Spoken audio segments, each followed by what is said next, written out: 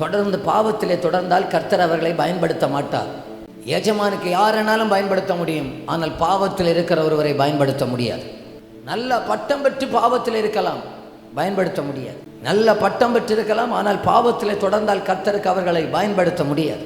அதுக்கு முந்தின வசனத்தில் பார்த்தீங்கன்னா, ஒரு பெரிய வீட்டில் பொண்ணு வெள்ளி பாத்திரங்கள் இல்லாமல் மரமும் மண்ணுமான பாத்திரமும் உண்டு இல்லையா? மரம், மண், வெள்ளி, பொண்ணு, இந்த 4 பாத்திரம் இருக்கலாம். இப்போ உங்கள் வீட்டில் இந்த 4 பாத்திரம் இருக்குன்னு வச்சுக்கோங்க. 4 உண்டா? பொண்ணு, வெள்ளி, மரம், மண். ஒன்றும் இல்லையோ? மண் மட்டும் உண்டு, சட்டி மட்டும் உண்டு இல்லை, மீன் குழம்பு வைக்கிற. பொண்ணு, வெள்ளி, மரம், மண், இந்த 4 பாத்திரமும் உங்கள் வீட்டில் இருக்குன்னு வச்சுக்கோமே. நம்ம சமையல் அறையில் இருக்குது. ஓடி போய் டீ போடணும். எந்த பாத்திரத்தில் டீ போடுவீங்க? பொன் பாத்திரம் அழுக்காக இருந்தால் தொடுவோமா? வெள்ளி பாத்திரம் அழுக்காக இருந்தால் டீ போடுவோமா? மண் பாத்திரமாக இருந்தாலும் பரவாயில்ல, சுத்தமாக இருந்துச்சுன்னா அதை தானே கையில் எடுப்போம். என் தெய்வம் அதுதான்.